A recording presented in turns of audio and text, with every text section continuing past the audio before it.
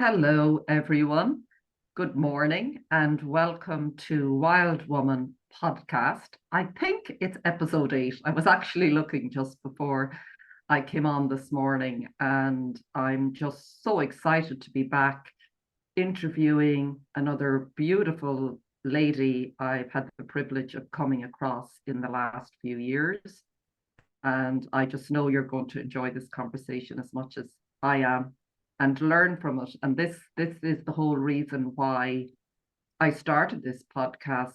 I think I've said this before. It was sort of an intuitive calling that I felt. And it came about as a result of reading the book Women Who Run with the Wolves, and I've mentioned this before, by Clarissa Pinkola Estes. But that really was just a catalyst. There was something happening in me that I felt around the feminine energy. And I know the woman that I will introduce now, who I'm going to talk to today, has a lot to offer and share and contribute and teach on this topic.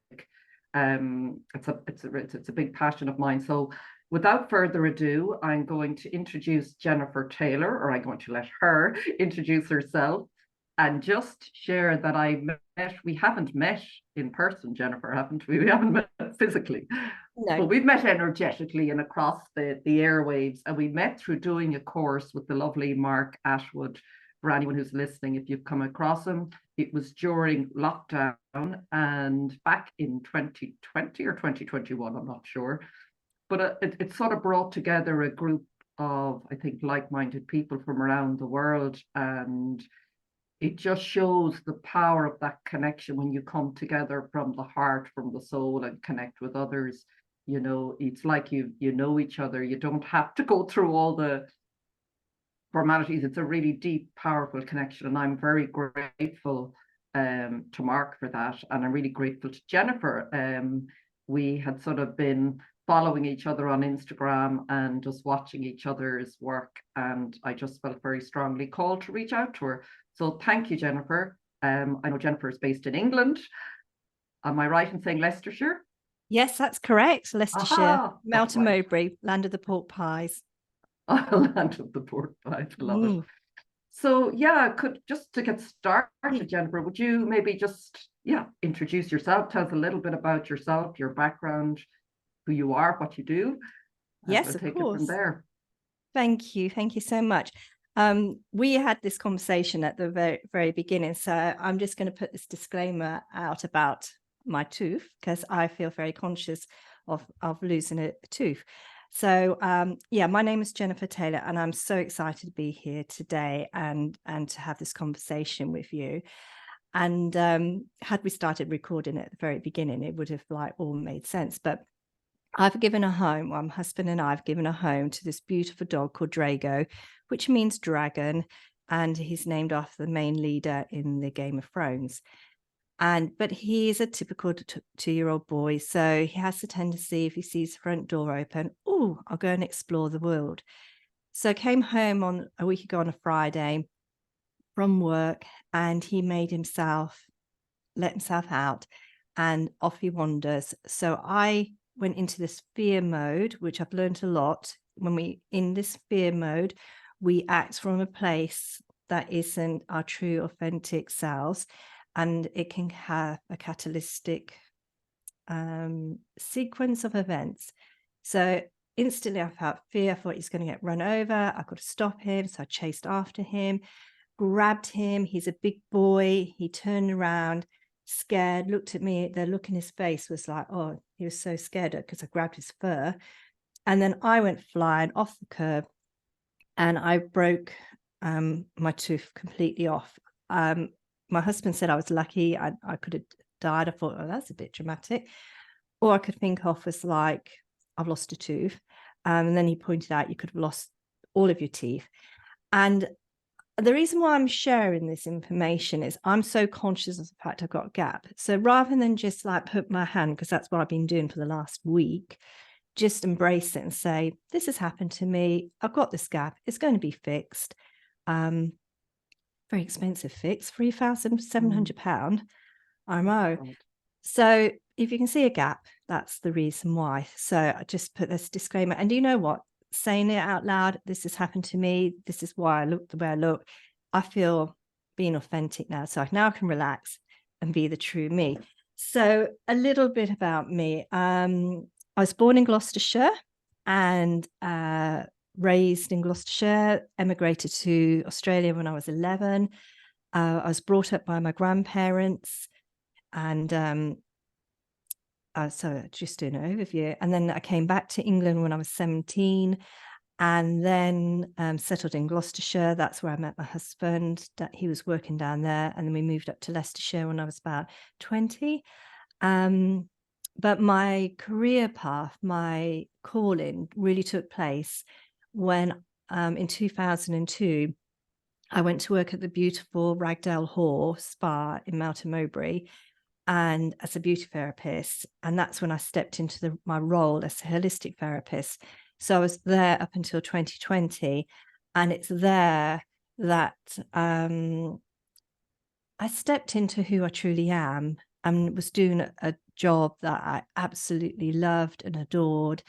And yeah, and as a holistic therapist, so when I was there, I was doing healing, card readings, angel card readings. I would do inspirational talks. I created treatments. I did guided meditations. I've learned past life regression with an amazing Maria Wheatley. And I guess all through my life, right from the early age, from I think I must have been about 3 years old, I always remember my great granny Keane saying to me, just go and place your hands on these people like in the nursing home. And I saw all this white light all around people. And I also said to my nana, I want to be a nurse. And so she made me this nurse's outfit. Though I realized it wasn't a nurse I wanted to be. I wanted to be a healer. I wanted to make people, I don't know, I didn't want, it was nothing I wanted. It was just something inside of me that I had to place my hands on people and bring them healing. So, and then all the mystical, the magical, I grew up in Chedworth. I was encouraged to go out and play. So you connected around the trees, and I could hear the trees speak. I could hear everything like that.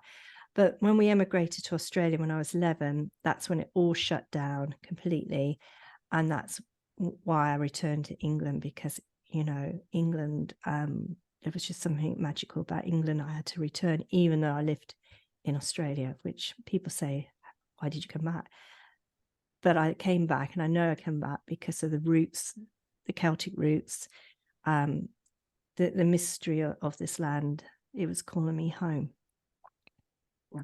So what age were you when you came back to England, did you say? I was just about to turn 18, so I was 17. Okay.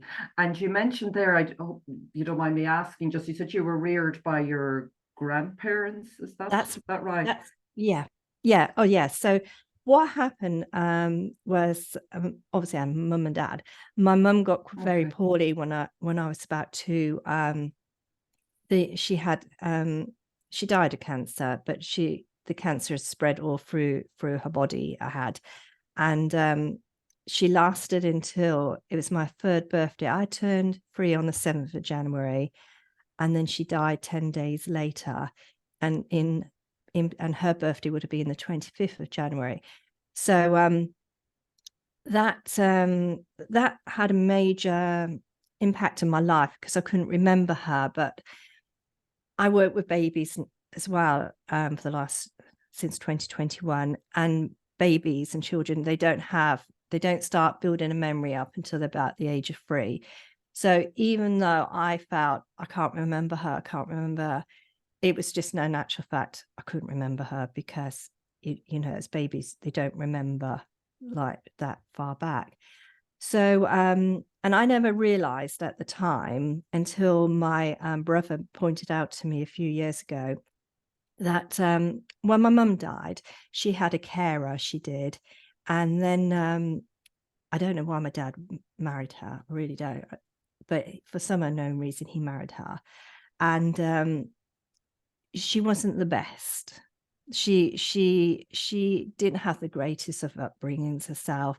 She had quite a traumatic, and I think anyone who has a traumatic experience in life, sometimes if they don't heal that, or whatever reason, they can inflict that trauma. So emotionally, she was quite abusive, or neglect, I should say.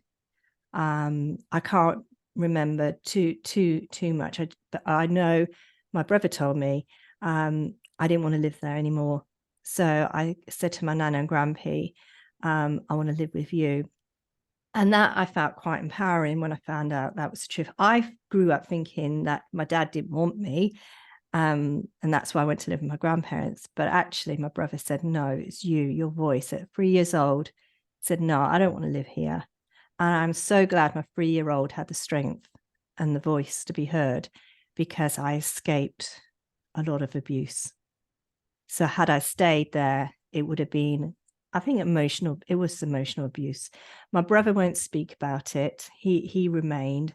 He won't speak about it. It's too painful for him. And then, so I went to live with my grandparents. I had the most amazing upbringing. I always remember like looking at other people's parents and thinking to myself, I am so lucky I've got my nana and grandpa. They're the best parents I could wish for, because they gave me time and they gave me love. We didn't have much money, but they gave me their time and their love and their support and the security. And I think because they'd lost their daughter, it was, they had me. My dad, again, we didn't have telephones in those days. He couldn't drive. It was public transport. So you couldn't always get to come and visit me, because he lived in Bishop's Cleeve and I lived in Chedworth, and that would have been, I reckon, about 3/4 of an hour bus drive, or maybe an hour.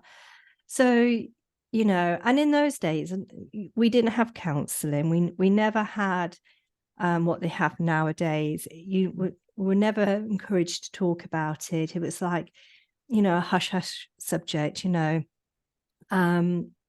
So really, I'm quite surprised how things have panned out for me. But yeah, my dad died when I must have been about 7 years old.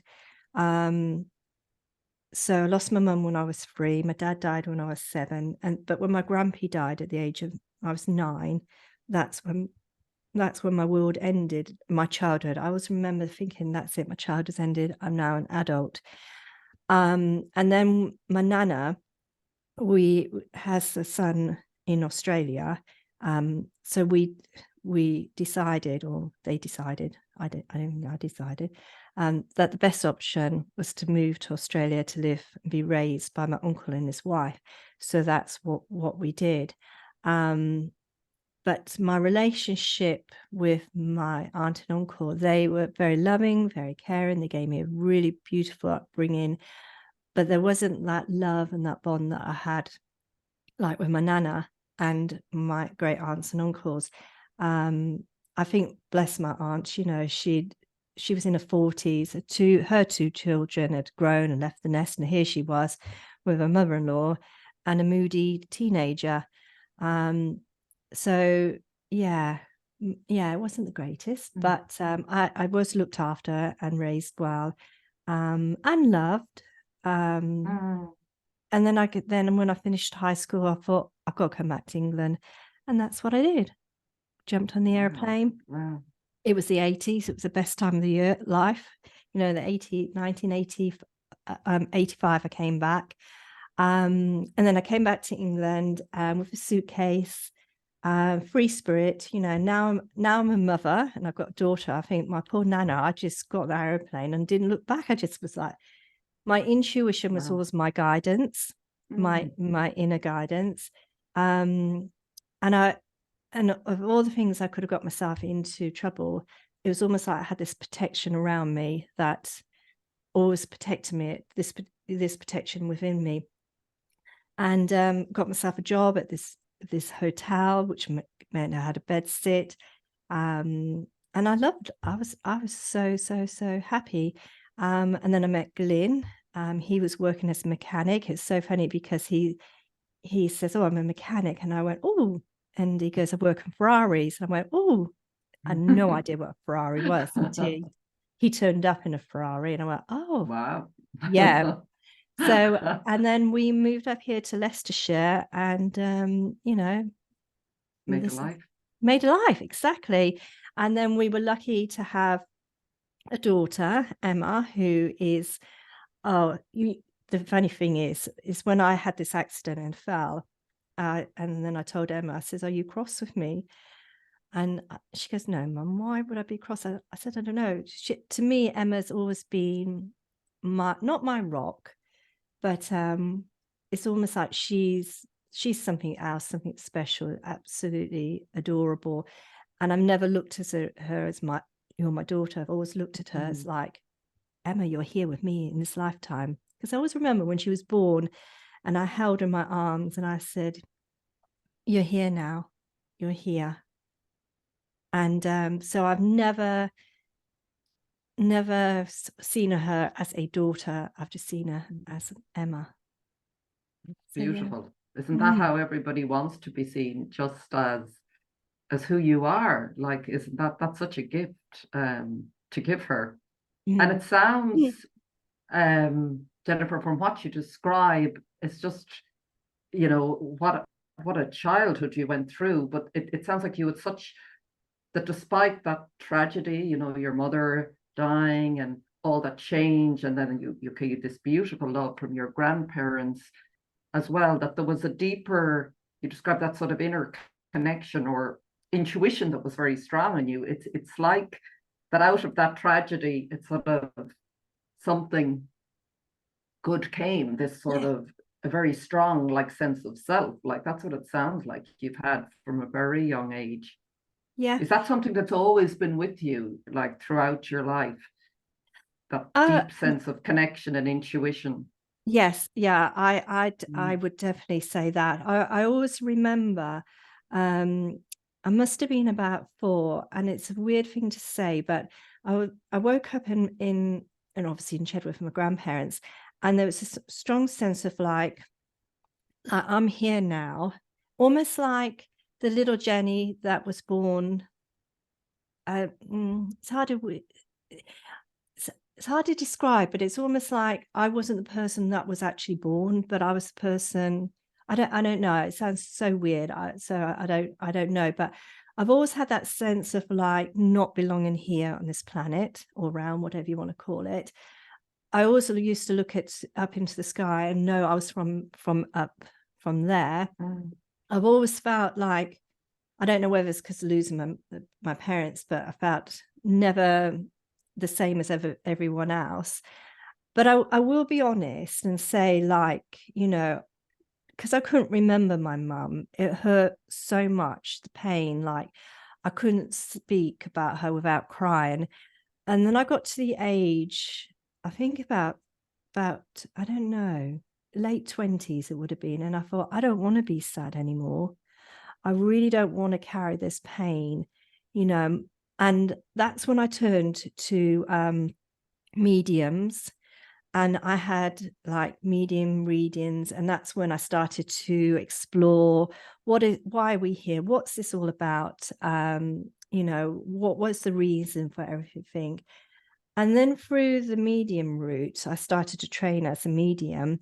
I realized that my mum, well, I had this reading where she came through and she was crying. And then I thought, those in the spirit world, it breaks their heart to see us grieving for them. They've birthed us into this reality, this realm.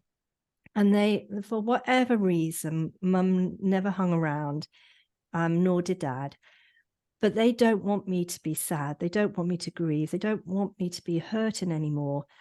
No one who dies wants the loved ones to grieve. They don't. They want you to carry on with life, because, you know, life is continuous. And I do strongly believe that, you know, they're there somewhere, but they're still there. They're still around me. They're still near me, but they're off having their adventure too, because I don't want them waiting around for me. I want them on going off and doing their thing. So yeah, I didn't want to feel sad anymore. I didn't want to feel hurt. I wanted to live my life. And then I had Emma, and then we would have loved to have another child, but it wasn't to be. And then I found out I couldn't conceive. And that was in my late 30s. And then when you're told you can't have children, that was another heartbreak. And that's when I really, I thought, all the spiritual stuff and psychics and medium, I shut it completely down. And I thought, I don't want to know, because everyone kept saying to me, oh, you'll have a boy, you'll have a boy. And then the boy never arrived. And I thought, I shut that door on my spiritual self, and I didn't want to know. But as always, it's who I am. And it's like, no. So I opened that door again, because it brought me such comfort and such happiness. And then the spooky thing is like, a few years ago, I had a reading, and this lady said to me, when you conceived Emma and she was born into this realm, the fact that you two was connected back again, you were so happy and so overwhelmed, that you've had many lifetimes together. You both been healers together. And you realize the little boy that you was going to have, you couldn't love that little boy because you loved Emma so much, that you pushed him away. That's the word. But don't worry, she goes, because he has been born and he is here and he is in your family, and he's one of 5 children, and it's on your dad's side of the family, and he's happy, and he's learning his lessons, his life lessons. He's learning about love. And the spooky thing is, on my dad's side of the family, there is a family. There's 5 children. He was born exactly the time I would have conceived him. He's got curly hair like mine. I always said if I had a boy, I wanted him to have curly hair. I wanted him to be into reading. I wanted him to be into, into Harry Potter or things like, into that sort of stuff. And I would have called him James. And then this little boy, James, is born. So he's born into a different family. So that brought a lot of healing, So I think, like medium psychics, when you use them not to find out what's your future going to hold, but to explain why certain things happen, it brings a lot of closure and a lot of healing. And then the funny thing is, I'm now going through the menopause, and because I'd gone through that stage of not being able to conceive, that healing occurred. So the menopause, which I'm now in, I think, the process, I'm just like, wow, I love the menopause. I think I'm the only person who says actually menopause. But yeah, I did have an operation, I must admit. And he repaired my fallopian tubes, and he goes, yeah, you can now conceive. So I was given the chance again, but it never happened. But yeah. So I've got my boy now, Drago, my boy dog. Manifested as a dog. Oh wow, what a story to now. And what strikes me, listen to you, I remember firstly as well, just when you mentioned there about going to a medium after to connect with your mom. And I remember after my father passed away in 2010, and I'd been very close to him. Now he was elderly and it was his time, and I remember I hadn't intended to, but it's often we're brought on these, aren't we? We sort of go on this exploratory journey, and sometimes it is looking for a bit of solace, but I sort of see that as all part of the journey that brings us back into our own wisdom, and we have to go through the surfing, like we go out on a sort of a, what's the word? Exploring, and it is ultimately bringing back to ourselves. And I know people might say, oh, going to mediums, but when I went to this medium, which was interesting, the exact same message came back, is like, don't be worrying about him, he's very happy, just he doesn't want you to spend your life grieving. And I mean, he'd lived a good life, it was very different, but still that did help me. It did remind me, your life, you're here to live your life, and it is a choice, as hard sometimes as it can be. I've had struggles like you describe. So it's very It sounds to me, so would you see that a lot of what you've experienced in your life really has been key to you, I suppose, doing the work, that a lot of the work you do now, I know you work with your daughter, don't you, Psychic Phoenix, and it's a lot of empowerment work, and we'll talk about a lot of the different things that you do. Do you feel they were very necessary to bring you back into, I suppose what we're talking about here is this wild woman, our true nature, returning to, as I see it, the old ways, the truth of who we are? Like, has that all been very, would you say, necessary to you being where you are now? You know, Yes. Yeah, totally. And I know it may sound really strange and to say, but I am so glad my life has been the way it has been. You know, as much as like I would have loved to have my mum and dad around, when I look back, I've had the freedom. I've not had that sense of duty where I need to be here near them. You know, in them passing over, they gave me the freedom to understand there's a real light going up there in your room. It's really distracting me, like there's an orb in your room up above you. Oh, I see it. I didn't see that until Yeah. now. So no, Yeah. everything that's happened to me is giving me this opportunity to be who I am today. And had I not gone, the one thing that drives me and inspires me is like, not that I can take away other people's pain, but if I can say to them, you know, look, that there is another path. You know, if you're hurt, you're grieving, if I can give people hope or inspiration, that's my calling. It doesn't give me anything as such. I'm not doing it to receive, but it's almost like if I can help others, then that's why I've done, and that's why I'm here, and that's why I've gone through everything. And I was like, when we talk about the rewilding of who we truly are, had I not had all that experience, I wouldn't be here today having this conversation with you. And my life has been so enriched and so mystical and magical because we know how our paths met and what we gone through the last 3 years. And that's the other thing, like with my career ending at Ragdale, for a while I was like very angry, like because I couldn't return to Ragdale because my body would not wear a mask. My body reacted to the mask. And so that my career ended, and I grieved, I think, for 9 months. You know, like I was so happy at Ragdale. I was in my element. You know, I was doing the role I loved the guests, I loved the staff. I was so happy, and I was so cross and so angry with 2020.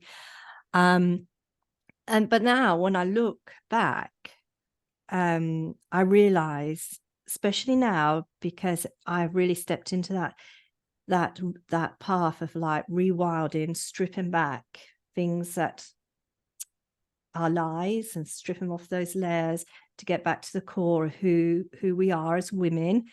That I realize I couldn't continue. There was no way I could have continued at Ragdale, because who I was then is not who I am now, and who I am now is the true me. You know, like I can't sit within a box.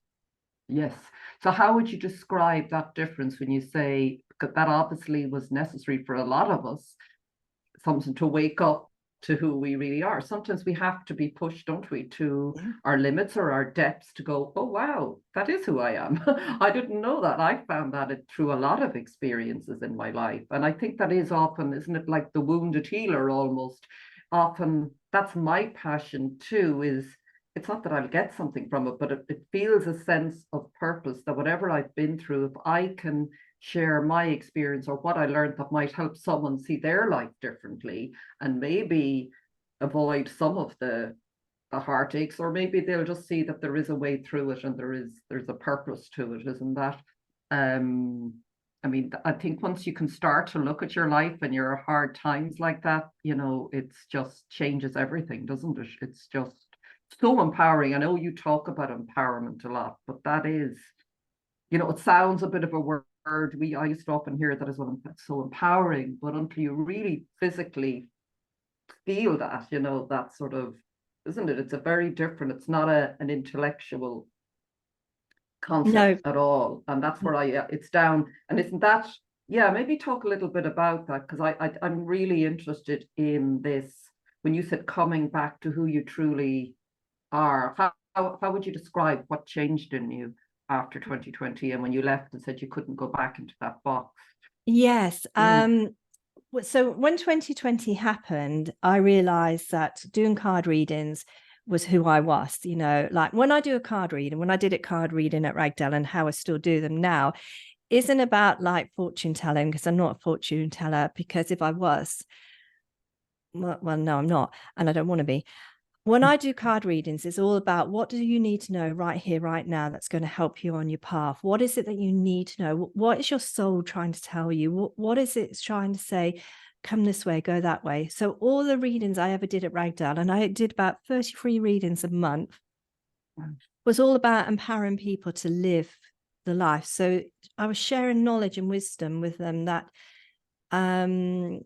confirmed a lot of what they were thinking of as well. So they could go away.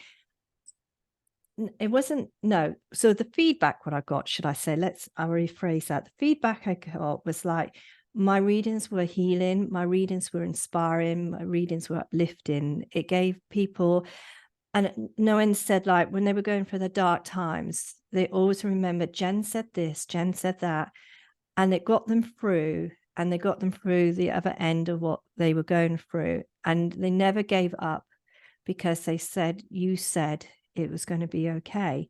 So my readings have always was, and still, healing is all to do healing. And my menopause brain is probably kicked in now. And I'm like, where have I got on the tangent? No, it's not a tangent. That's very interesting, because that's sort of part of, I think you said that work that you're doing with people. You were talking about how the readings were always Yes.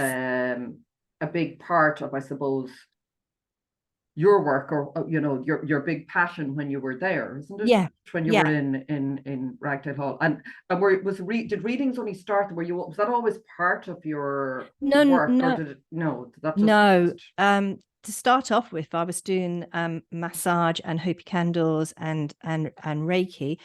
And then in 2009, I had this like a sense of feeling like I don't feel fulfilled. I feel there's something more I need to do. And again, someone said to me, why don't you do an angel card with a Reiki? Like a guest said it to me. And then there was that spark of it ignite in with me. And I thought, yes. And I'd been training anyway to be a medium and do all along outside of it. So yeah, in 2009, I approached them and said, look, I'd love to do angel card readings. And they said yes. And then at the start of 2010, no, at the end of 2009, so 2010, it really took off. It started off like doing a few cards, and then it just exploded, and it's very unheard of. And I'm so happy because my manager, when I left, she says, we won't have anyone else doing card readings. It was just you. So I felt quite happy. So yeah, now my menopause brain has kicked back in again. So in 2020, when that happened, I realized I could not sit around and do nothing. You know, I need to do my card readings. So I started doing them by writing, and then discovered Zoom. My friend recommended Zoom, so I started doing angel cards all through 20. Well, not stopped really. And then in 2021, I because I've always worked, I said to Glenn, I need to be able to work. And then I approached the nursery, which is around the corner, and said, please, can I come and work for you? Because my daughter had worked for Liz.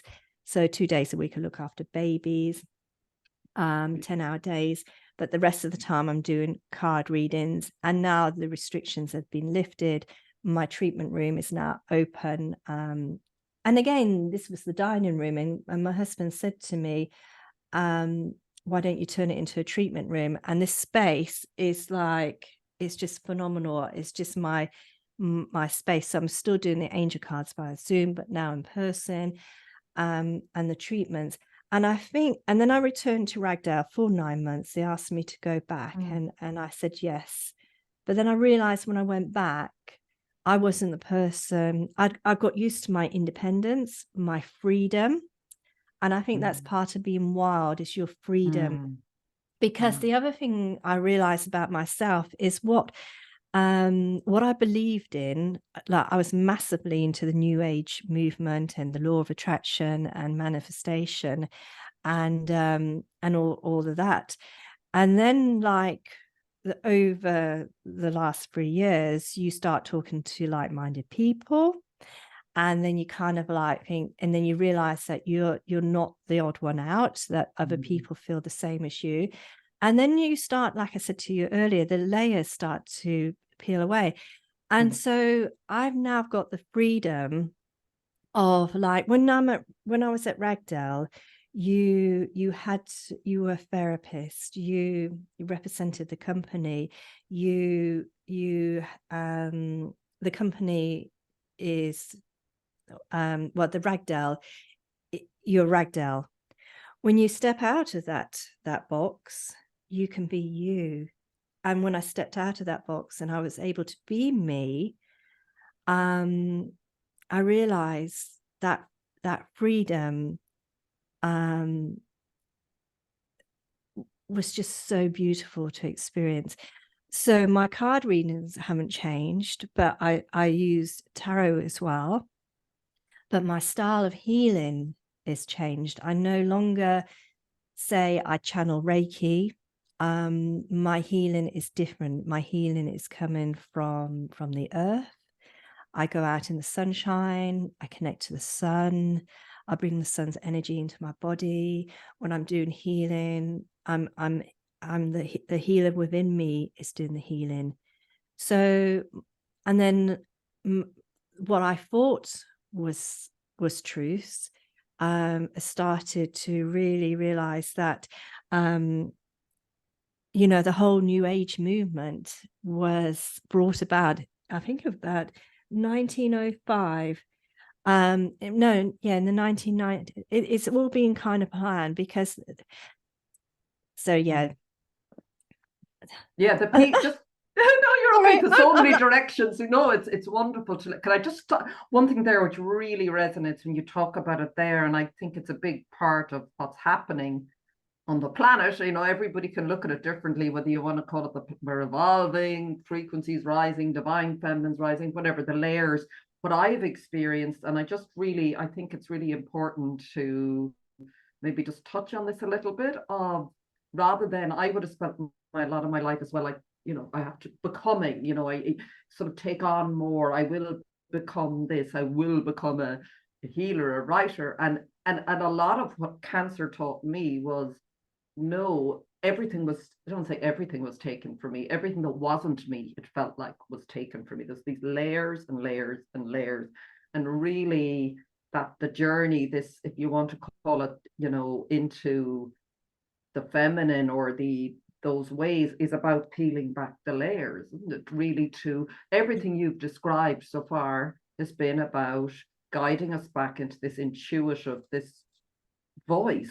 And we can only hear this voice when we're in our heart, can't we? And when we're in our body. This has been the biggest shift for me in the last while, is physically.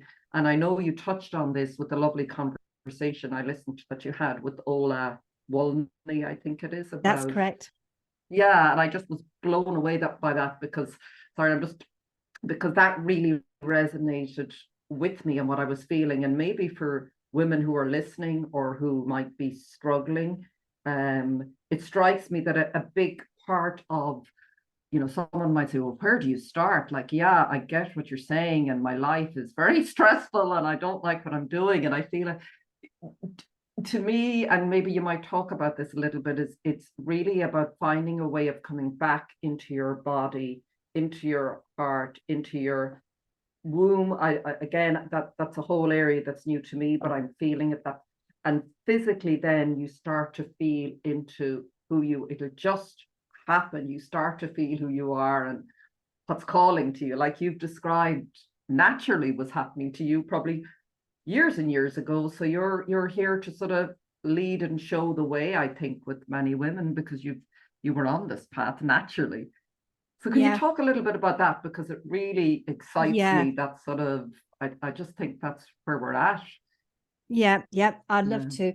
Yeah. Mm. So back in January, no, well, last year, I mean, I'm so grateful for the last 3 years actually, because Mm. I came across these two Yorkshire men, the sheep farm, I think they call themselves Dom and Chris, Mm. and they're two Yorkshire lads, and then also Thomas Sheridan has been another Mm. big influence in my life. We mutual friends with him. Mm. He's been amazing, and he always used to say, like, stop thinking someone's going to rescue you. The only person who's going to rescue you is yourself. You and then there's been a series of things, like when the survivors of Atlantis will wake up and they'll realize who we truly are. So there's been these influencing people all along my life. Maria Wheatley as well, when I was doing my past life regression, she's a pagan, and she was talking about the newer the three different earths, the inner world, outer world, and upper world. And then I said, like, so heaven doesn't exist? And she goes, no. I said, so angels don't exist? She goes, no, that's a Christian thing. And then that was in 2019, and that's when I realized, like, the deception around what we've been told. But I think everyone is on their path, and everything comes to Mm. you at the right time. But this year for me in particular, it's been such a journey. There's been so much happening. But in January, I came across Ola Wunley on the Rise Above channel. They brought it in to do this interview, and there is something so unique and beautiful about this woman. I can't even remember what she spoke about, but from the moment she spoke, I was like, Mm. wow. And she spoke about women. And what she speaks about is, like, we're not ascending into the new world. We're not going leaving this world or anything like that. The old ways are returning, the old wisdom. The age of Aquarius is about the woman returning, and she's carrying the jug of water, Mm. which contains the original codes of creation. And it's a return of that feminine energy. And just listening to those words, I felt as if all my energy just came back into my body. And I've listened to so many of her conversations. I've been lucky to have to attend a webinar about Easter. I must admit, I can't explain it because I'm still getting my head around it, but it's about the Venus. She talks about so the Pista Sophia. She talks about how the moon is not what it is. It's something that we should not give our energy to. It takes our energy. She talks about how the sun is feminine, and we get all of our information, our nutrients from the sun. I put these little two plants that my Emma's grown from seed in the sun. So as the sun rises in the morning, and they've just bloomed. The sun is so powerful and healing and beautiful. So she talks about women now starting to remember who they are. And we don't, and I'm like, right, what do I need to do? Do I need to do a mantra? Do I need to do this? And she goes, no, stop. We know as women who we truly are. And because the age of Aquarius, and because of the alignment in the cosmos, everything is being aligned, and this energy is being coming in, and women are birthing in this new energy, and we birth it in through our wombs, because we're not just women and men are beautiful, but women are something else. We birth, because women represent the tree of life. So we have our connection to the underworld, and we have our connection to the cosmic world, upper world. And this world that we're in at the moment is this world. So we are the tree of life. Women they represent the tree of life. And there was another interview where she was saying, like, when women were wearing the long dresses, they wore the long dresses because women create this Taurus field. And she spoke about they never wore underwear. So, and when they bled, the menstrual blood is extremely powerful. So it contains alchemy. So, and then women's hair, and she says women's hair is powerful, and you would braid it. And she goes, go back and watch the Avatar film, the very first one, because it explains what's happened. We've been invaded, and we were nature-based. We lived with nature. We were in tune with the animals, the plants. We were custodians of this realm. We nurtured this realm, and that's who we are. But something happened. It sounds Star Warsy, but we were invaded, and there was a net put over us. And astrology represents the net. The zodiacs, it's this astrology is not what you think it is. But it's there, it's been put there. If we want it to control us, we can let it control us. We should be curious about it, but don't subscribe to it. Don't subscribe to the moon. And she goes, stop being in your head. We need to go back into our bodies. And she says, when you look at the ancient civilizations, they're all telling us the same. We need to go back into our hearts. Men need to go back into their hearts, and women need to go back into the womb. So we've been used as women and for years and years and years, because women birth. We are natural birthers. So whatever is going on, say for example, and it's always spring, apparently, and you look back, it's always spring, the birth of something. They use women to birth what they want reality to be like. So anything fear-based, they pump out into society, and then women birth that reality, what they want to birth.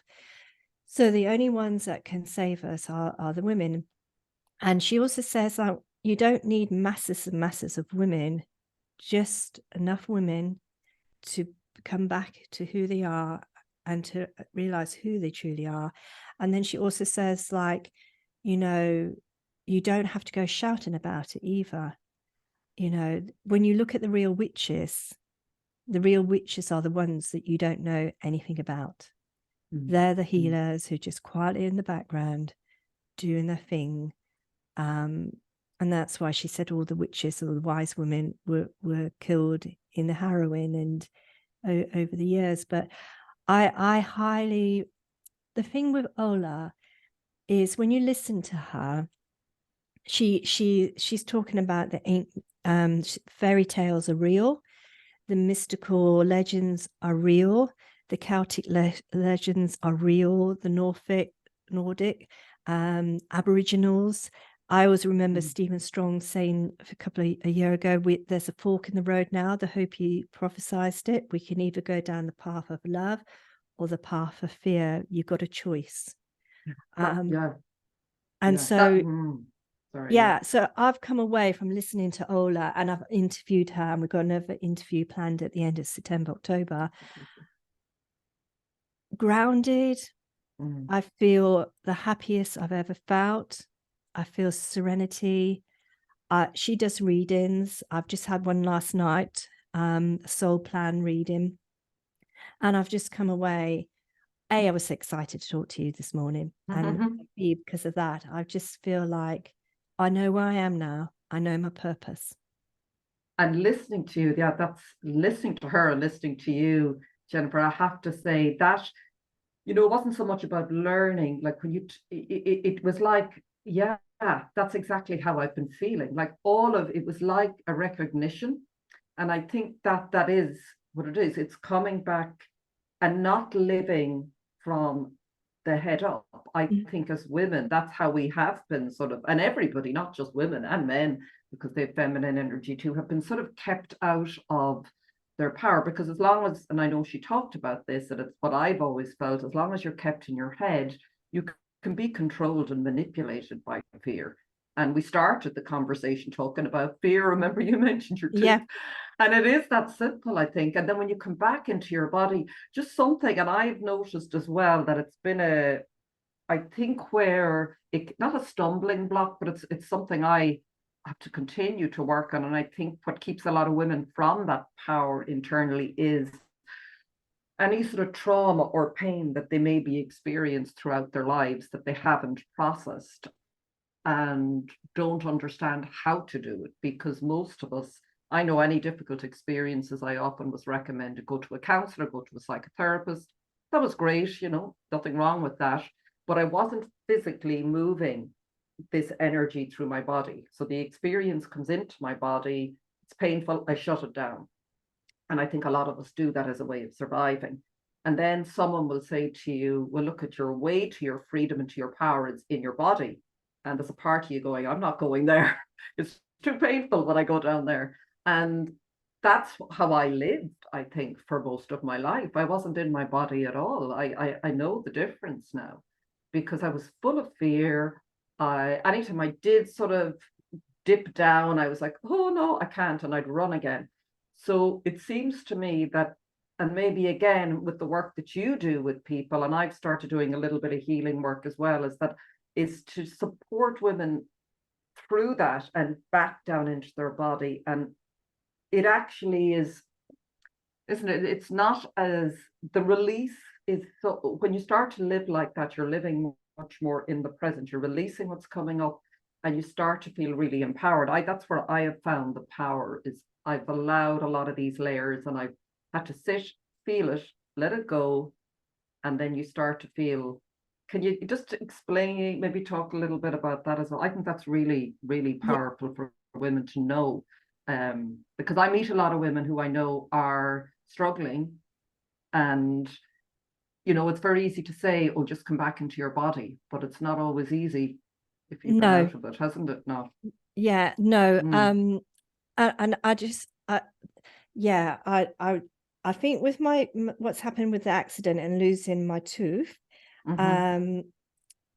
there's this beautiful quote that I just want to read, and then I'm going to explain to help other women. It says, you've got to resurrect the deep pain within you and give it a place to live that's not within your body. Let it live in art, let it live in writing, let it live in music, let it be devoured by building brighter connections. Your body is not a coffin for pain to be buried in. Put it somewhere else. And that arrived.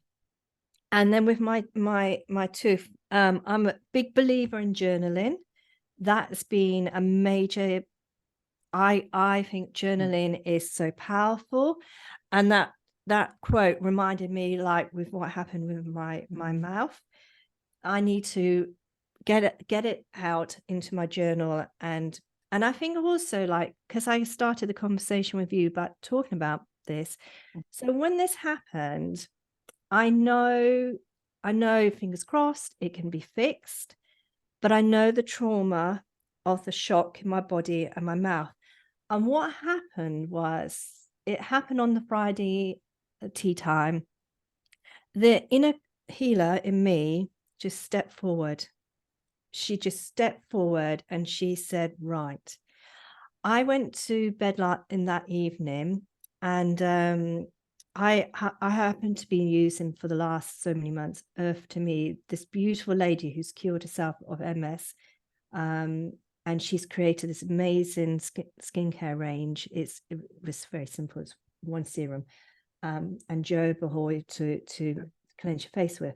So I took the rose toner, and these roses come from a farm that's 150 years old, and I breathed the rose. I put it in my hands.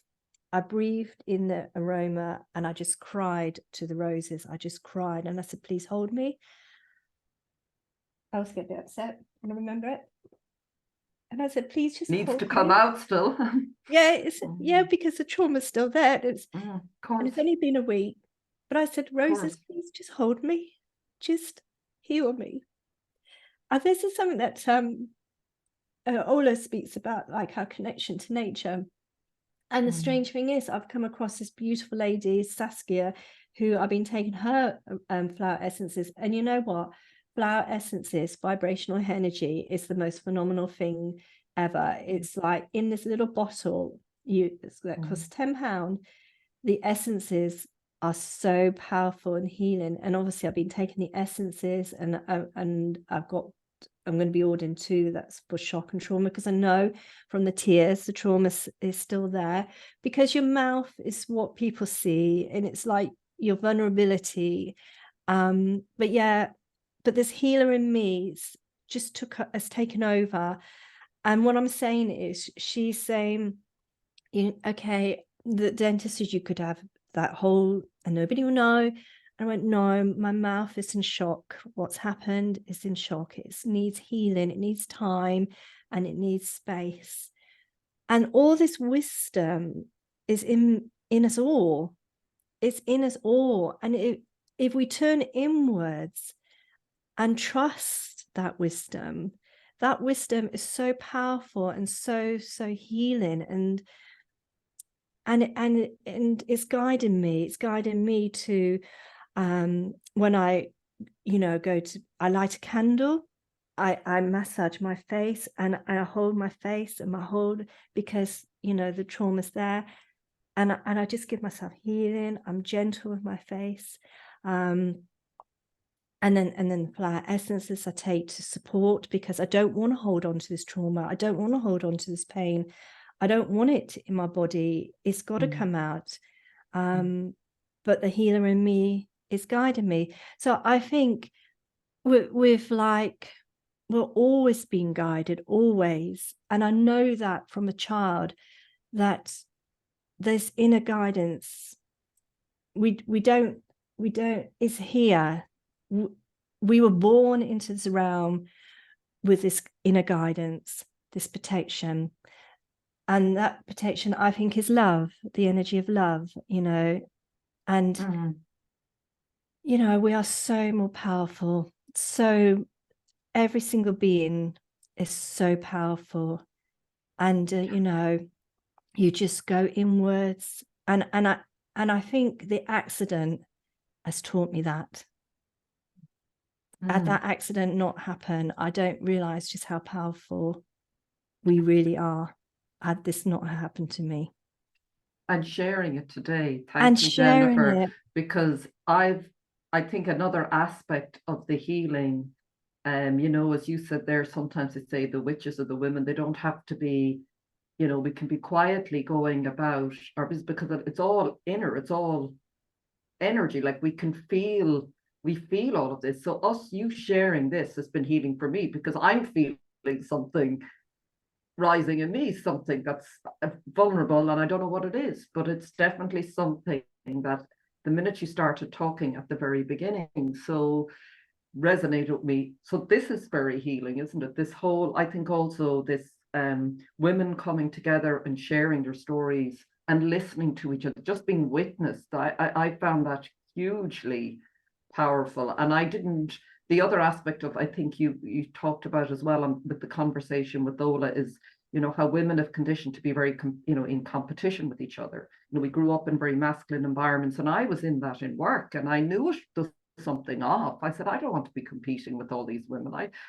we're all very different. I knew it in my heart and soul. And so it seems to be the key, as well as what you talked about, how accessing this is trusting how you feel. It's learning to trust how we feel again, isn't it? Like, not, and I know she distinguished between an emotion, which could be a response to something that happens. This is different. It's a deeper sensing and feeling of, no, this feels off, this conversation with someone, or that is really, isn't it? It's the most powerful tool. And you talked about it from a very young age, naturally having that alive in you and then maybe shutting it down and coming back to it. But it is the number one, and you have to be back in your body, don't you? Yeah. Out of your head. You saw someone else that to me, you cannot live your life or process life from the head up. It's how we've been taught, but that's how we are controlled, and that's how we can be manipulated in any situation. Oh, And isn't it, the way to freedom is back into our bodies? yes. I'm beginning to feel that in my own life and sense it. Yes. And I totally agree with everything you're saying, because when I started listening to your videos and women sharing their stories, it was something very powerful, resonated in me. And I thought, yeah, when have women's come together to share the stories? Because we have been in a very masculine world, and it is a bit like we're judged by appearances, we're competitive, and it's not felt right. And it's not until, like listening to your videos where these women are coming together, sharing their stories, that it's not something like, oh yeah, it's something you feel. It's empowering, and it's like we realize that we need to share our stories. Our voices need to be heard, because you come away empowered, healed, not uplifted, yeah, I suppose uplifted, but empowered by hearing other women speak. And if you think of it, it's the web of life. Women are the web of life. But she says, like our third eye, we are controlled through our third eye. And when like they're all saying, like, open up your third eye, ascend. And that's it. What I was saying to you at the very beginning, I was saying, Ola, what do I need to do? What do I need to do? And she goes, you don't need to go on these self-development things. You don't need to work on your intuition. It's there. It's already there. Just go back into your womb. It's there. And then just get on with life. And I thought, wow. But women coming together, sharing the stories, not being in competition, supporting each other, it just sits right. It just feels right. It's who we are. That's who we always were. We were women. We were women that there was no competition. Women are women. And she also said to me, Notre Dame, the church, means our mother. And, there was a time when the women were honored for who they were. And when a woman entered a room, a man would get down on their knees and bow to them, because that's how women were respected for who they were. But they have put this veil over us, and like like, and that was it. The other powerful thing that Ola said to me was, like, this creation was created by a female.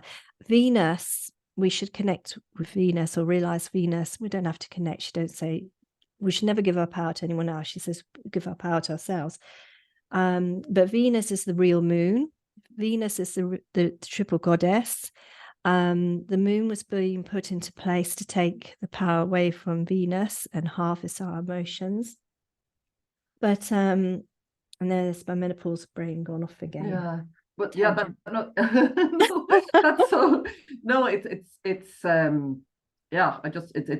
magical listening and having this conversation, because again, just we'll sort of start to come towards wrapping it up soon. But just even the physical, which really, there's another thing that so just again, for any women listening, just that reminder, I suppose, to really, we have everything inside. I know we hear it, but it is it's the physical side of it that's really opening up for me. And another beautiful woman I listen to a lot and connect with is Laurie Ladd in America. There's lots of different people, but she says a lot of the same things.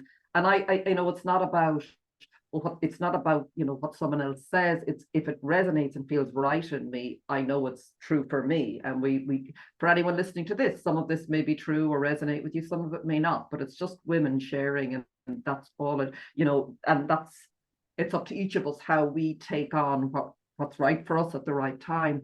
But the physical side of it is really as well come alive for me this year, because, and I think Ola talked about that, our DNA, so, and our that, I'm trying to get the right words on this. This other woman I was listening to as well was talking about, if you think of us as spiritual energy or whatever you want to talk about it, the coming into a body. So we're living in a physical body. So this is how we interact and move in the world. Like, we're not, as you said, ascending up. It's sort of coming down into the physicality. And that involves maybe clearing out a lot of things that we've picked up that are not also. I mean, that's one big message I'm taking from this as well. A lot of what we're doing here is clearing out all that we're not, so we can more physically embody the power that we have. And that is in our cells, it's in our DNA, it's in our, and I felt that happen with me recently, where I've sat with pain or something difficult, I physically could start to feel my body change, like physically, and I didn't know what it was. I would say, this is whoa. And I started to feel lighter, I started to feel power, I could feel energy moving through me. And I think that is another side to this. I don't know, it was quite new to me, going, this is a physical demonstration of the power, you know, rather than this very elusive. I was like, no, I can feel it. And when I connect with the earth, like you talked about, the power of getting out in the earth. Have you had that sort of experience, or that sort of sense of your DNA? Like, I really believe that what they talk about with this junk DNA, it's not. It's this DNA is coming online. Our DNA is coming online. Our powers are coming online. Yes, yeah. And this is another part of what's happening on the planet. Yeah.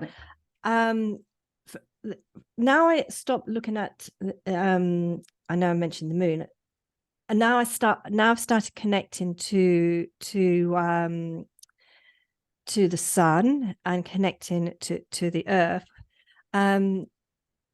For example, like the accident happened on the Friday. I walked into the dentist on the Monday, and he started examining me, and at the end he said, most people would have come into this room crying with agony, but you've just, well, I ended up crying, but he says, you've just walked in, you must have been in tremendous pain. And I says, well, I just felt a bit tender when I prodded it. And I think because,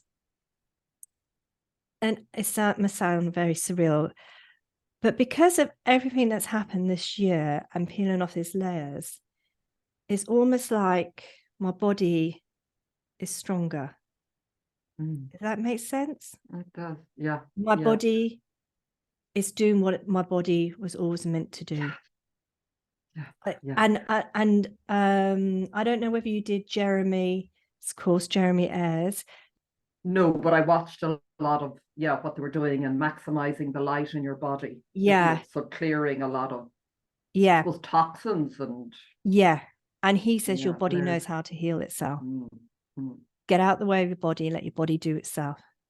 So a lot of what we're doing then, isn't it, is just, whether it's mentally programming toxins of all sorts, is clearing the body of that. And then, as you're saying there, then it naturally, it's not as what would you say, it doesn't feel as difficult, like what you're saying, going into the dentist, because all of that is out of the way. So the body just goes into action nearly, isn't that? Is that what you're saying? Yeah, that's what I'm saying. Yeah. I'm feeling that too. I think the more I have cleared, and it is, you know, I know people say it doesn't work, but there is, I don't know if you call it work, but you have to, you know, whether it's getting out of nature, whether it's journaling, whether it's sitting and allowing something painful come, you know, not distracting. I suppose that is the work in a sense. If you, for want of a better word, it's. And then the other thing is, like, you know, like plants, nature. Yes. The flower essences, like the flower essences can do more healing than maybe, I don't know. I've never had counseling, so I find it very difficult to talk. I mean, like I've opened up to you completely today, which is like a miracle. But the flower essences, if people are struggling with things, just remember the flower essence, it's vibrational healing of any sort, whether it's tuning forks, drumming, the bowls, anything that's vibrational healing is so powerful, because not only does the flower essences bring healing, they bring their strengths and their qualities. So if you take something like the oak tree essence, you will take on the quality of the oak tree, the strength of the oak tree. The flowers are the teachers. So we need to start connecting to this reality, to this realm, to walk barefoot. I always used to sit with my back against a tree when I was growing up, the beech trees. Get out into our gardens, grow some flowers, connect to the animals. I mean, like your cats, your dogs, your horses, whatever animal it is, connect to the sun, you know. The more we anchor into the more we'll start to see or understand the reality of where we live in, because it's all, I think, an illusion. Yeah. And I have to say, every single thing you've mentioned there, I had availed of, and it's changed me. The flower essences I've been going, I need to go back. I thought of it this morning, a kinesiologist that I was working with, and she was giving me some flower essences, which really I could feel. I started drumming in a drumming circle, which is, I think, woken up so much in me. And I think I've heard you talk about it, like the heartbeat to the earth, the connection. I can feel it. Yeah. I can feel it when I'm drumming. I can feel my power. And it seems that the more we clear out everything that we're not, and we start connecting to what's living, the natural world, because we are the natural world and we're all not the non-natural world, then all your powers start to come back online. So whether it's animals, plants, children, nature, flowers, exactly, sound, all of that there are our tools, aren't they? For it really feels that to me. Like I feel a connection with animals I never felt with. I can feel them talking to me, and somebody might say you're mad, Celine, but I feel them. It's sometimes hard because they can feel it opens up our powers, isn't it? It's all at our fingertips. You don't have to go, as you said. If you want to go off on a course, do and learn from people who can remind you, but it's all here now, isn't it? It's all within us. It's in our DNA. It's not gone anywhere. It's just there. We just need to go. We're waking it up. It's sort of waking up when you get rid of, like you said with your tooth, when you get rid of all the things that are sort of covering it up. And you don't want to go there. Your mind will say, oh, no, don't do that, because if you feel that, then this is going to happen. But when you take all that off, it just moves. It just moves, isn't it? It does nature. move. It's energy moves. We're all just energy, just constantly moving. The pain is when we stop the movement, isn't it? Stop the motion. Exactly. And then if we stop that pain from moving, then it can become stagnant. And then that's when the problems occur. Spot on. Thank you, Jenifer. I could talk to you again all day, but we will do again, because it feeds me. I mean, I think this is the power of what we're talking of.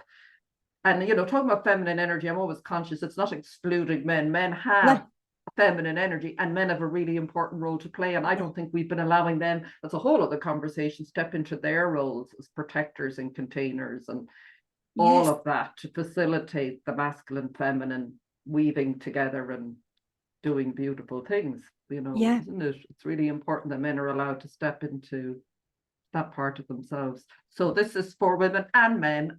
And thank you so much, Jenifer. Just to finish up, Jenifer has agreed to pull a lovely card, as she is gifted to do, for everyone listening today. What do we need to hear? Yes, right. Be reminded of.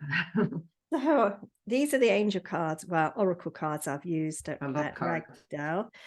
A moment.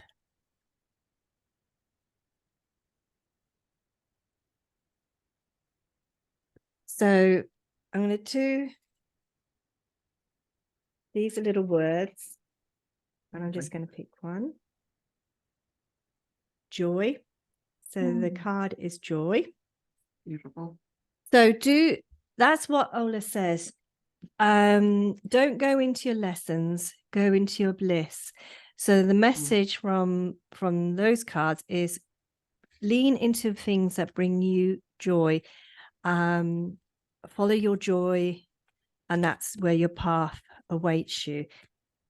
So yeah, I'm going to just wait. We don't do that enough. I know I don't do that enough. No. Oh, wow. Spiritual teacher. Spiritual teacher. Yeah, your life purpose involves teaching others about healing and spirituality. And I feel the joy card is for everyone. And your card, I think this card is for you and all the women. You're bringing the women back together. You are a spiritual teacher. You are here to teach others about spirituality and healing. And what you see is women and men are coming together, because that's the thing. This is a message for men and women.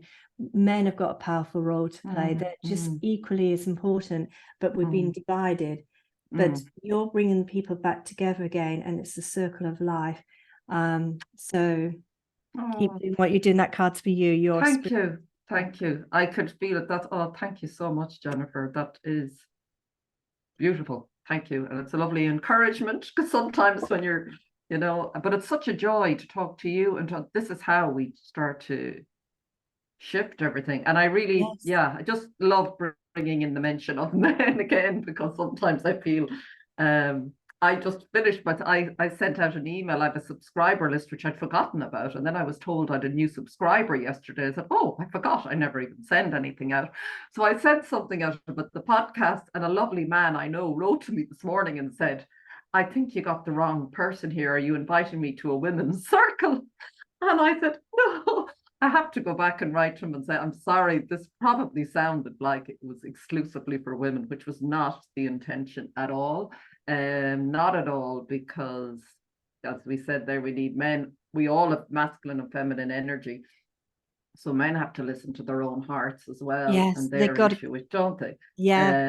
And they haven't been supported, I suppose, to do that in a lot of ways, and become the container, step into the masculine that they are. So powerful. So thank you so much, Jenifer. Can you, I know we didn't talk a lot about your work, because I think it's self-evident from listening to you how much you have to offer, but do you want to just mention where people can reach out to you and your website and work that you do with your daughter? Sounds lovely. Well, my daughter and I have got the Psychic Phoenix, so I'll put the details in the description below. But if people would like a reading with myself, they can do it via Zoom. So they can contact me through the website, or you can find me on Instagram. I was going to say, and then also, if people feel inspired to have a reading with Ola, please do. She does all different types of readings, and it's all about escaping the matrix and living the life that you came here to live. So and that's what we did come here to do. Why else are we here? when we didn't come here to be part of their game. We're here to to live the life we wanted to. So that can be a whole different conversation. And it is possible. Sorry, just to finish it, for anyone again listening, struggling, stressed out, feeling I have so much to balance. It is possible, just a step at a time.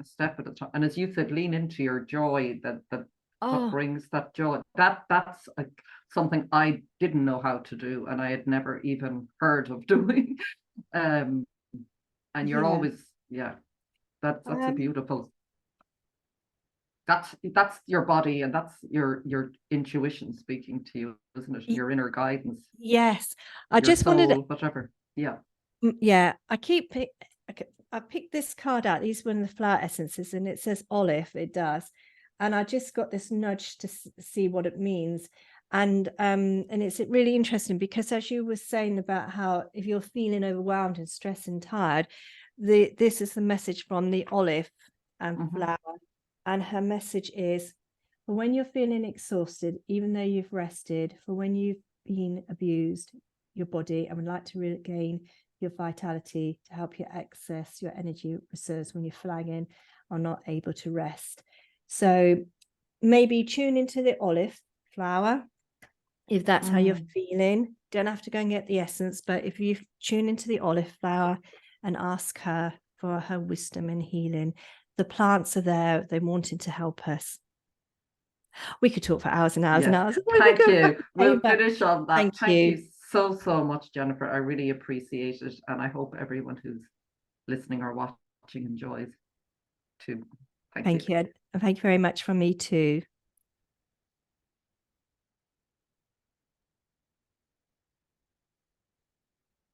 Do you know this is? I'm always like for the recorded thing. This I'm so technical. We'll keep smiling. Yeah, you keep all smiling. Good. All good. All good. So it's goodbye from us. Take care.